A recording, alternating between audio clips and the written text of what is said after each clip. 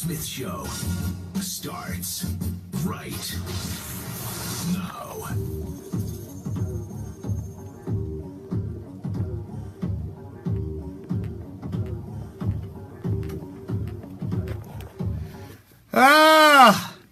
Good afternoon, everybody.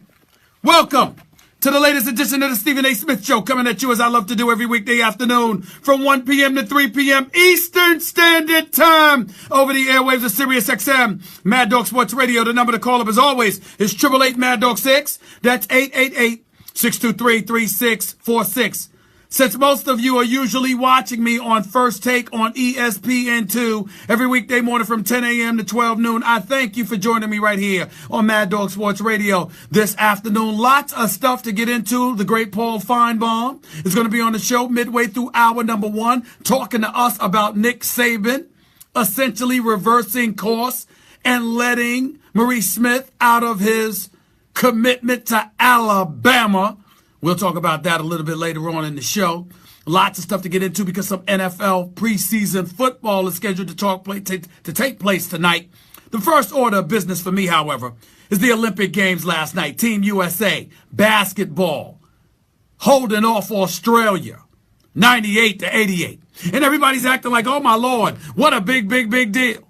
It was something special to behold, isn't it? The new Team USA got threatened, didn't they?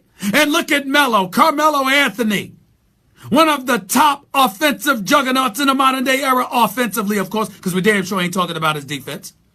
And you look at it from that perspective, and there's a lot to get excited about, right? Because after all, he's Carmelo Anthony. He's a prolific scorer, averaging 24.7 points per game throughout his career. Carmelo Anthony is so special. We can't ignore this. He surpassed LeBron James as the all-time scorer in Olympic history. I heard it. I get it.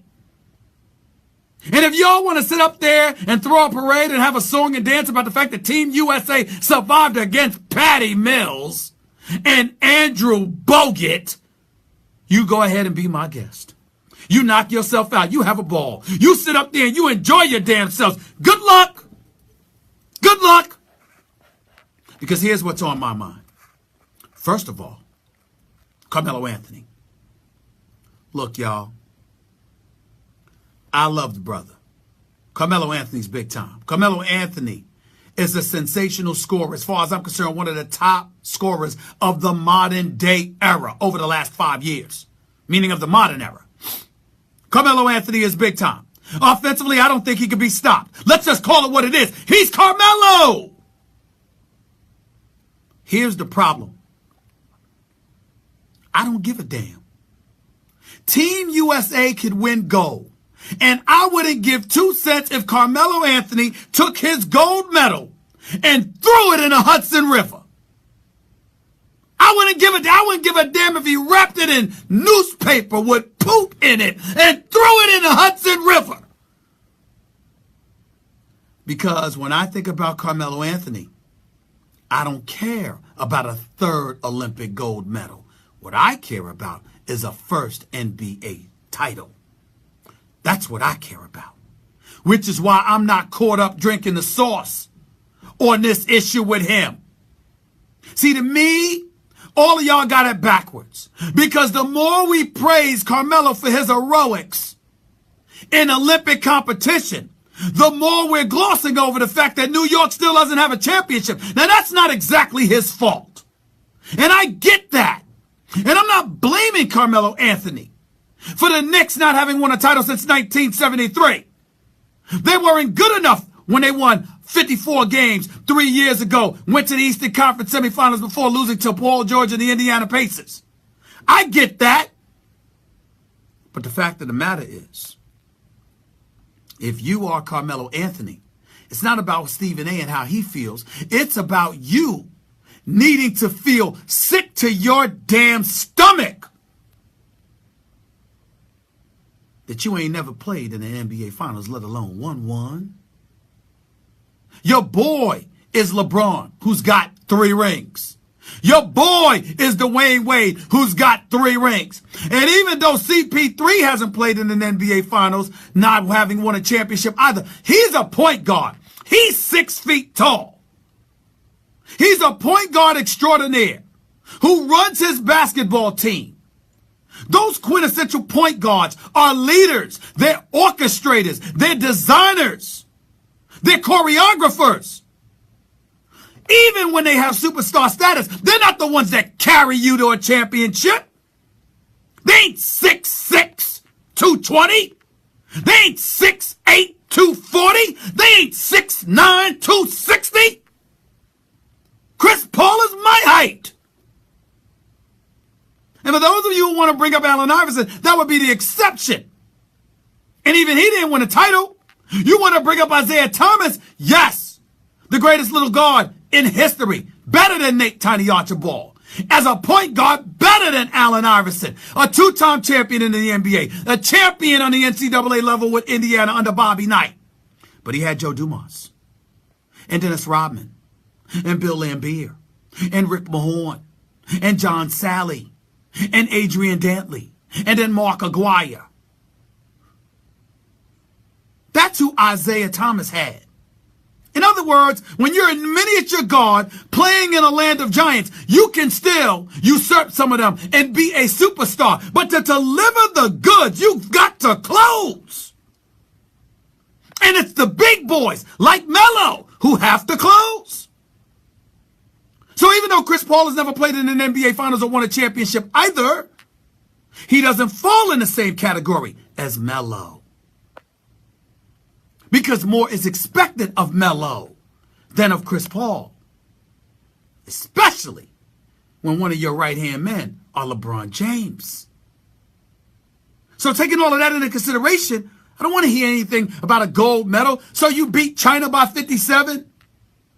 Who the hell are you going to beat next? Africa? Crater look. Bleep, bleep. Civilization. Who you going to beat? I mean, we are literally sitting here looking forward to you playing Australia again. Australia, really? Really? That's where we are now? Australia. With Andrew Bogut.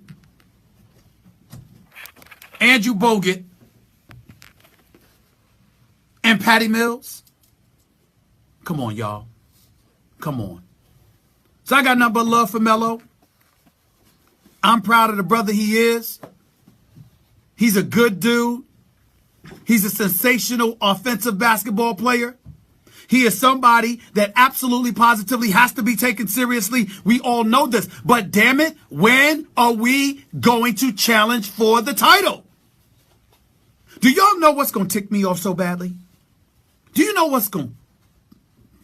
Damn it, it's Sirius XM. You know what's going to piss me off? If Melo end up getting hurt. Or if we start hearing about the knee is messed up.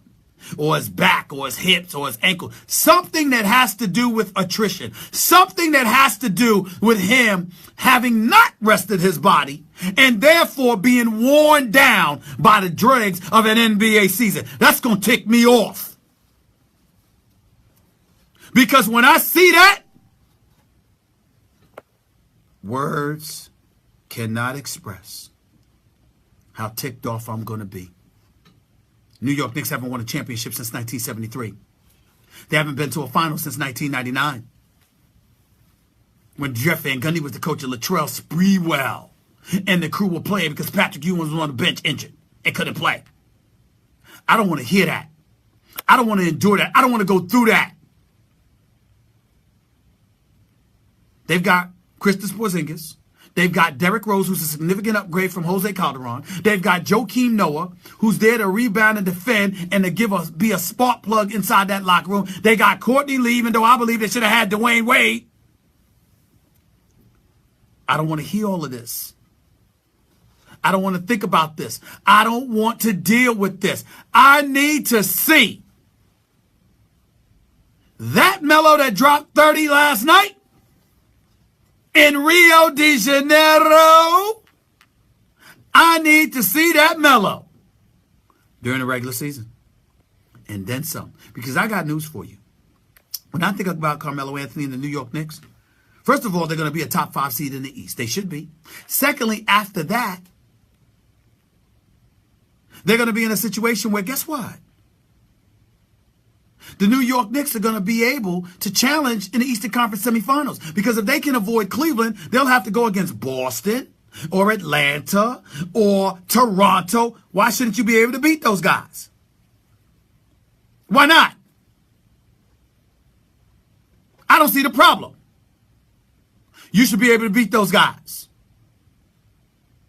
Or at least challenge them, which means that the New York Knicks have a shot. The New York Knicks have a shot at getting to the conference finals. That's what I want to see. I want to see the New York Knicks become this past season's version of the Toronto Raptors. If DeMar DeRozan and Kyle Lowry can make it to the conference finals with Bismarck Biyombe and DeMarre Carroll, why the hell can't the Knicks make it with Melo? Inquiring minds want to know. 888 Mad Dog 6 is always the number to call up. That's 888-623-3646. That's what I need to see. That's all the brother's asking for. That's all the brother's asking for. Can you help a brother out, Melo? Because I damn sure can't depend on Phil Jackson to do it.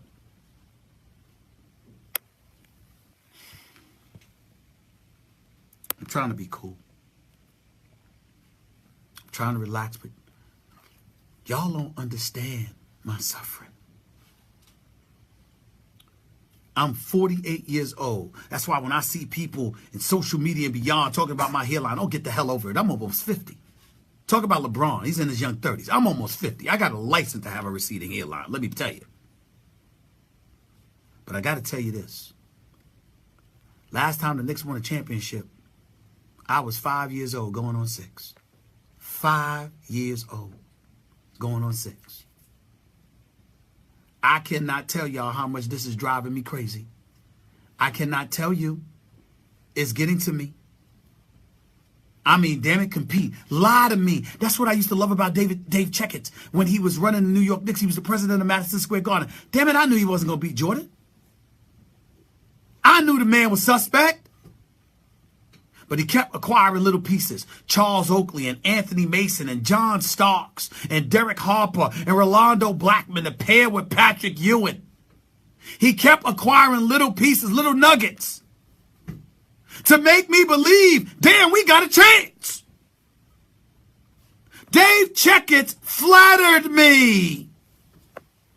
That's what I tell black folks with their vote. Make politicians flatter you. Don't settle for a speech and a smile. Hell with a Coke and a smile, a speech and a smile. Don't settle for that. Flatter me. What are you going to do legislatively to take care of my community? To me, as basketball lovers, that's what we should ask for our team. What are you going to do to flatter me? You going to flatter me? Make me a favor. Pretty please with sugar on top. Pretty please. Even in the late 90s. I mean, damn, you had Marcus Camby, you had Larry Johnson, you had Latrell Sprewell. I mean, you had some pieces. They flattered us. We knew they couldn't beat San Antonio in the finals, but damn it, they flattered us. I need to be flattered. I just need to be flattered. 888 Mad Dog 6 is always the number to call up. That's 888-623-3646. That's point number 1. Point number 2.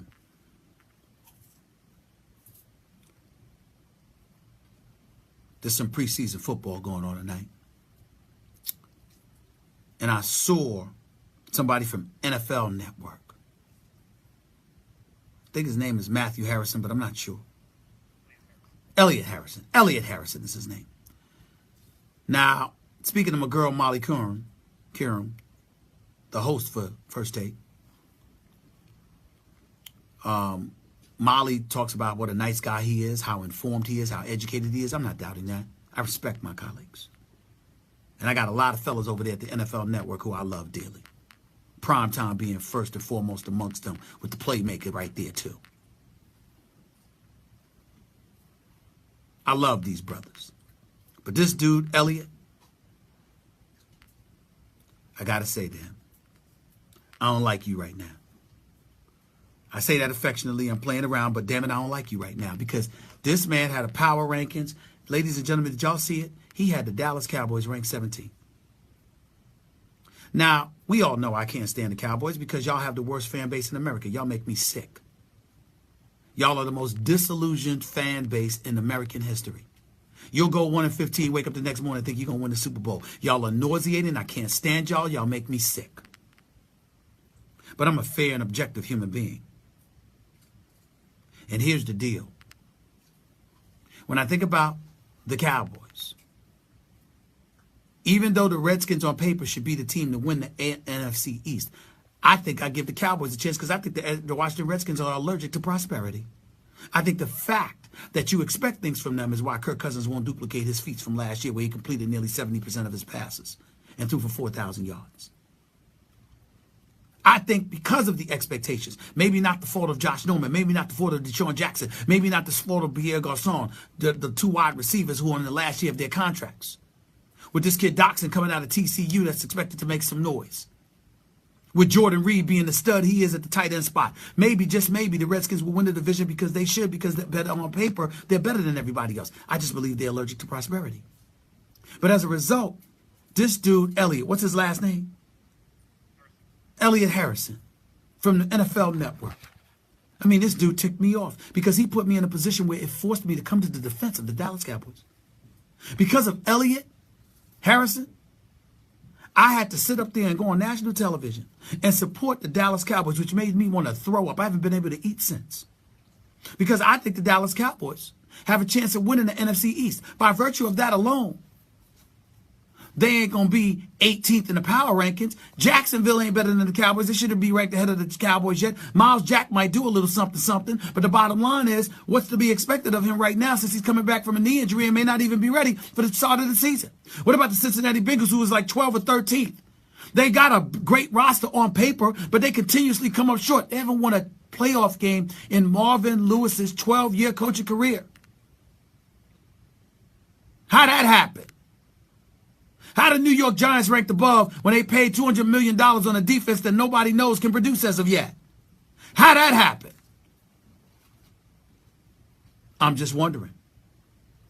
We got some preseason games coming on tonight, too. Everybody want to see Jimmy Garoppolo. And then they want to say it act like it doesn't mean much because Jimmy Garoppolo, it's his first preseason games. Blah, blah, blah, blah, blah. Hell with that. I want to see. You know why? Because if y'all want to give him a nickname like Jimmy G, you need to show me something, especially if it's against a horrid defense like the New Orleans Saints, who were ranked 32, dead last year, and 31st against the pass. And in yards allowed. New Orleans defense stinks. Put so much pressure on Drew Brees, which is a travesty. So why the hell should we look and think about it any differently? Jimmy Garoppolo better show up and show me something. The Washington Redskins with Josh Norman and those boys need to show me something against the Falcons. The Denver Broncos, I'd like to see something since, after all, they are going to be playing tonight. And whether it's Mark Sanchez, Paxton Lynch, or Trevor Siemian, they got to find a quarterback. I want to see all of that. Let's see what happens. 888-MAD-DOG-6 is always the number to call up. That's 888-623-3646. By the way, I'll get into Alabama in a minute. Paul Feinbaum's coming on in about 10. And I definitely want to talk about Nick Saban because, after all, it's really, really nice that he finally decided to let this kid Maurice Smith out of his contract, per se, his obligations to Alabama. Question is, what the hell took you so long? And here's another thing I'd like to say. I want legislative involvement on the part of our government to bring a heavy hand down on the SEC conference so they could sit up here and stop bullying these kids. Let me get this straight. Nick Saban's defensive coordinator, Kirby Smart, can leave Alabama to go to a school within the SEC as its head coach and sign a 6-year deal at $3.75 million per. But an athlete who already completed his studies can't transfer to Georgia when he's got 1 year left of eligibility to go and play for his defensive coordinator because he's obligated to stay at Alabama? In what world? And Kirby Smart ain't much better. Because that kid Turbin that wanted to transfer, not only did you not allow him to go to another SEC school, but then you're going to tell him he can't go to Miami or Georgia Tech. Who the hell do you think you are? I think government intervention needs to take place so these kids can stop being abused. You're listening to the Stephen A. Smith Show right here on Sirius XM Mad Dog Sports Radio, 888 Mad Dog 6 is always the number to call up. This 888-623-3646. Your phone calls and more in a minute with your boy, Stephen A. right here on Sirius XM Mad Dog. Holla.